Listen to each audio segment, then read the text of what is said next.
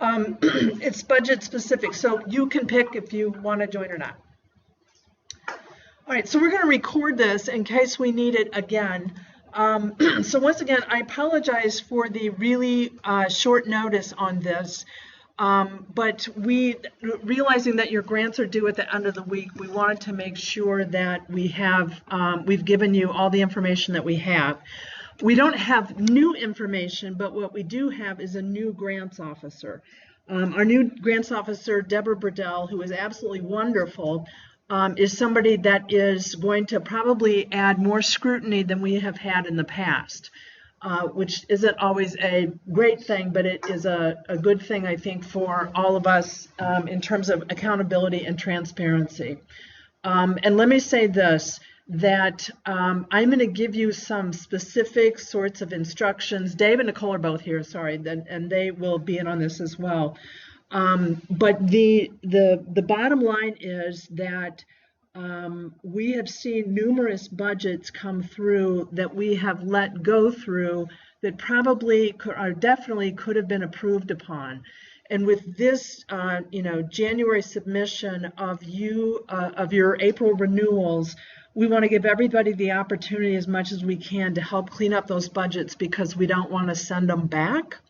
We had a call a couple months ago where we talked specifically about some more, I think, detailed and specificity across the grants and things like looking at research and the need and those kinds of things. Today's really to talk about the budget.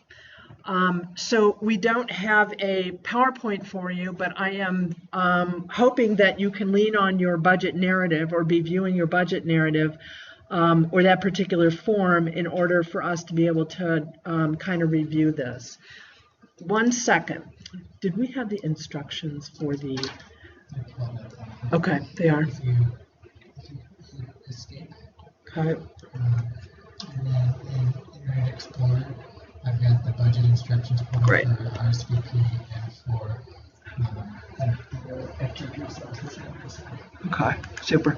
All right, so we're putting up the budget instructions now. I'm hoping most of you are with us on Skype, and so we're going to do that. These are in the application instructions, so this is exactly what it is you have. And like anything else, what I have always believed, the government and the many grants that I have written, the biggest sort of priority is to answer the question that is made. And so we want you to pay extra special attention to the budget instructions, specifically around detail for your line items. And what we obviously, these are things that you already have read and been through, but I want to talk specifically about some of the line items so that you have a good idea of where it is we are looking at. And this doesn't necessarily coordinate with the line items as we have them. Okay, here we go. This is what I'm looking for. All right, so under Section A, Project Personnel Expenses. And I'll just share with you some of the experience that we've had. So we've had one particular application that has had almost, I want to say, 8 or 9 different staff listed in this. It included the director, the coordinator, the assistant, 2% of IT, 3% of PR. For all of the people that were in there, they had the ability to, they had a capacity to say, okay, this person spends 2% here, which is an allocation from the budget, but yes, they need IT as well. And we can't do that. So the project personnel that are listed have to be ones that are directly involved with the program. If you want to add additional people to that, then it needs to be in an indirect cost rate. And so as I was speaking with Deborah, or we all were speaking with Deborah in the last couple of weeks, and then we delivered the information to the grantee, there is the, as you probably know, the de minimis indirect cost rate, which essentially is 10%. Going through to get an indirect cost rate that is negotiated for a higher amount is a long and somewhat painful process. From what I understand, I don't mean to be negative about that, but there are some hoops to jump through. So I've not really seen a whole lot of folks that have people beyond, have people in the project personnel expense line beyond what is those working actually in the RSVP program. But I do want to make sure everybody understands that it needs to be folks who are directly related to the project, as is stated here. When you are doing the project, folks, and I'm looking at the narrative, if you all have that up, we need to outline it has to have the person's salary, it has to have the percentage that they're used in the program, and it needs to be specific for what those positions are. So we don't want to pull up in something that says administration and there are, $75,000 in it without something being spelled out like that, all right? Same with the fringe. They should be done by category, and the categories obviously listed there need to be broken out by staff. So if you have FICA, let's say you'd have your program coordinator, program support administrator, and the project director at 0.765% at the amount of money that would total. So that would be the amount that you need to have in FICA. I'm just saying that it needs to be spread out and detailed for each of the positions that are in there. Same thing for health insurance, and the specifically the amount that is in there, and the percentage of the staff that is to be included there. Retirement, life insurance, other fringe benefits, or anything else that is beyond that should be with it. You need to have it within those particular categories.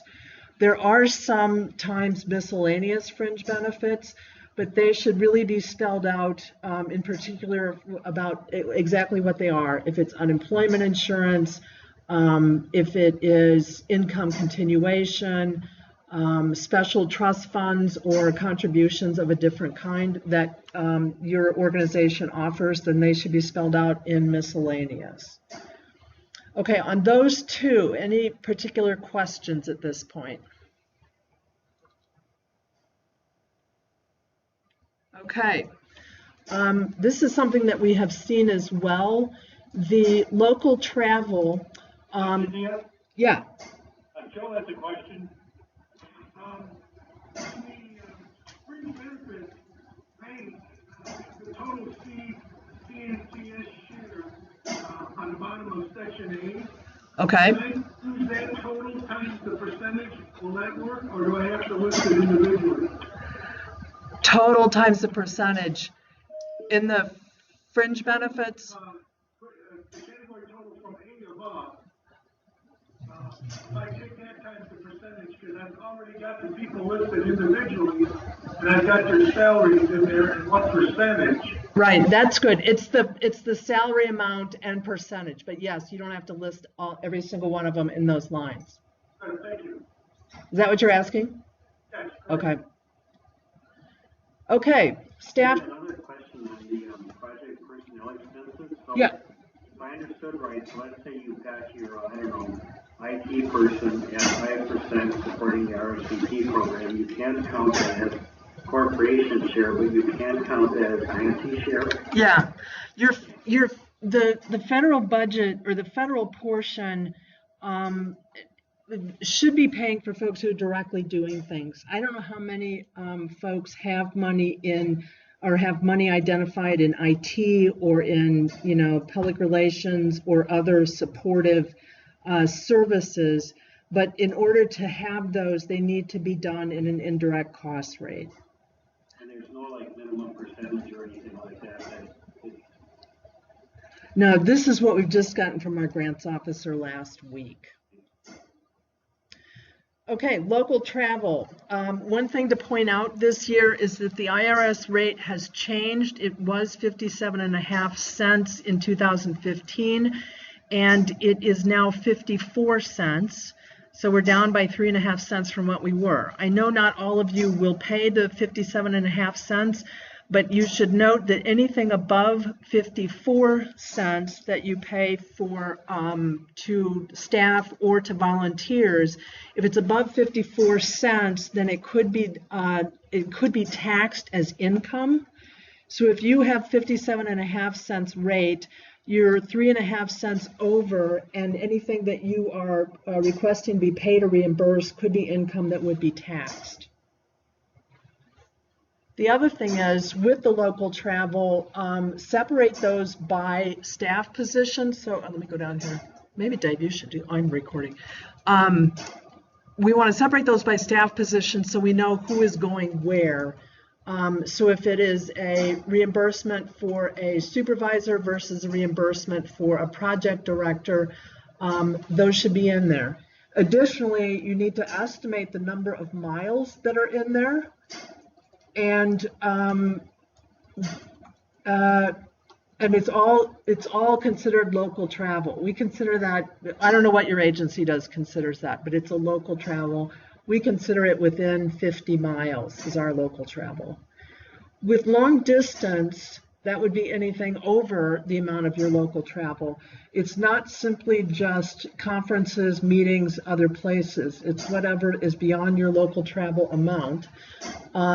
Long distance travel, needs to be detailed quite a bit. Where am I? Am I still there? Yeah, there we go. Needs to be detailed with all the expenses that are listed there.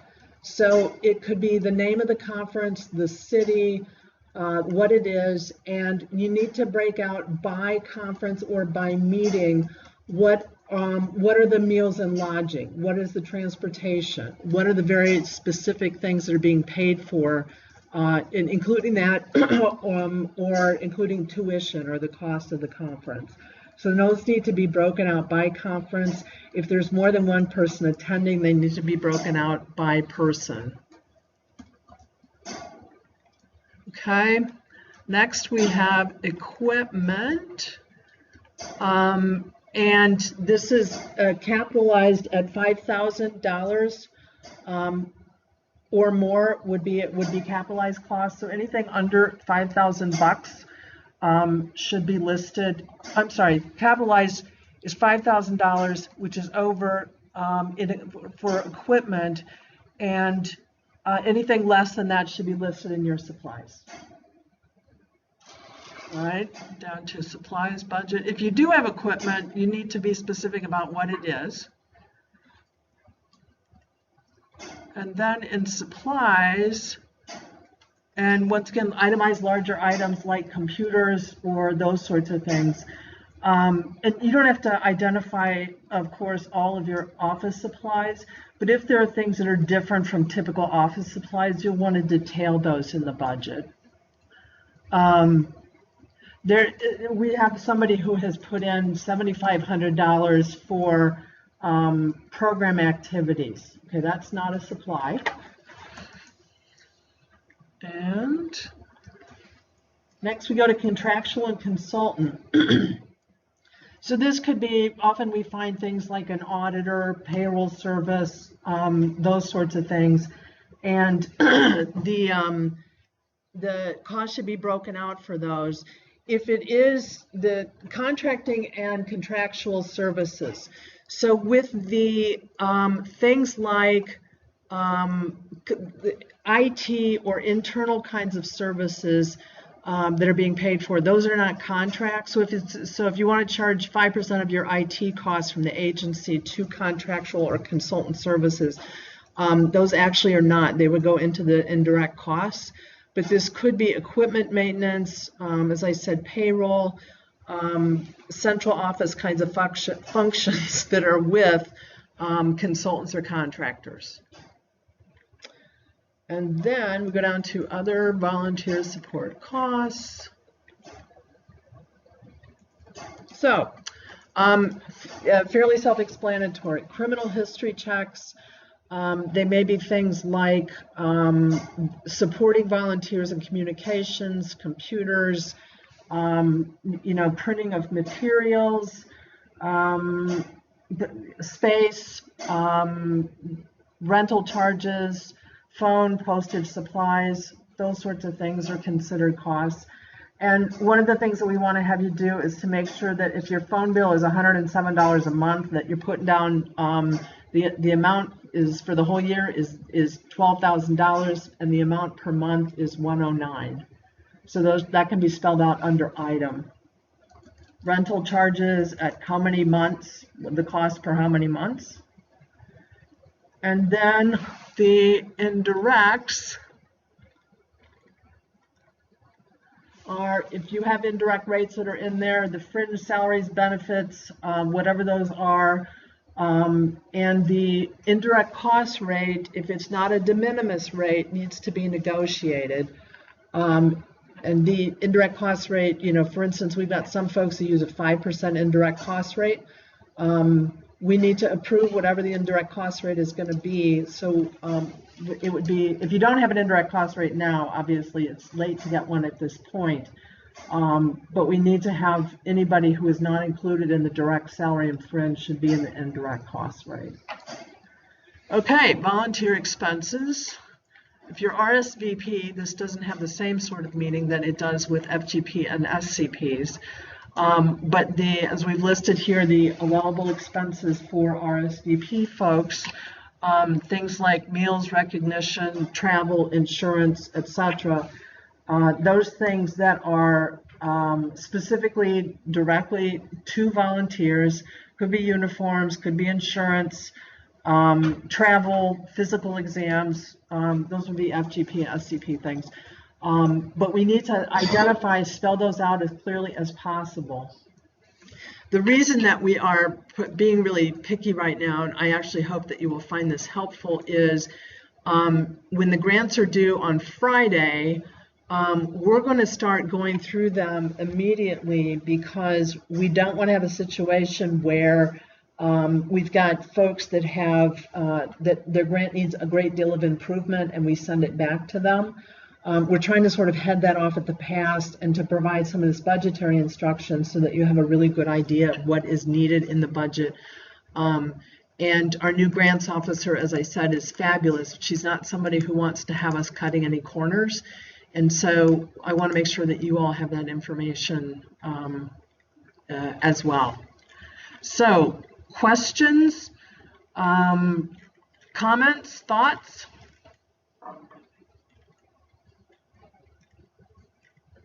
Where did you say the rental cost or value should be put? What's the rental of, Tony? I'm sorry, what's that? What are you renting? Oh, so for instance, our sponsor attributes 5% of the rent that they pay for our office space to our program. So they're contributing it? Yes, they are. So that would be an in-kind donation. But under which section? You don't necessarily have to list in-kind in this budget. You can use in-kind as a match. Right, it would be like a grantee share for the match, yeah. That's right, it would be grantee share. But is it under, we've been putting it under contractual consultant services, but should it go somewhere else? You know, I'm thinking other volunteer support costs, Tony. Okay. Yeah, I think that's the right place to put it. Other questions, comments?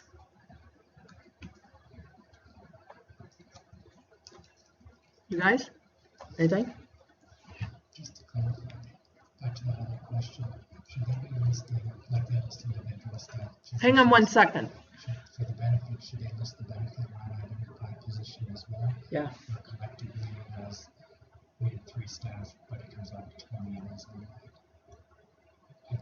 Yeah, no. That's what I intended to say. So this is what Yeah, I just want to clarify, Dave was asking a question about personnel fringe benefits.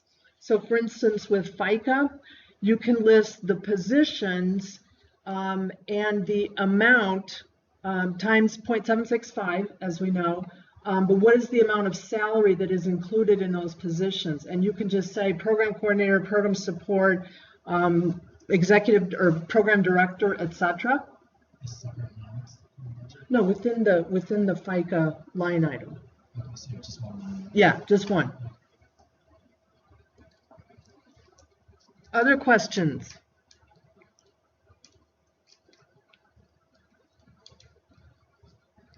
Okay. Somebody say something? Cynthia, Yeah. I still am a little confused with There's a little bit of feedback, and it might be because your Skype mic is on or your speakers are on, so it's coming through on both there. Okay. There we go. So the salaries, of course, we list every single position, and we have 13 positions. And You have 13 positions because you're an RSVP organization, Margie. right, exactly.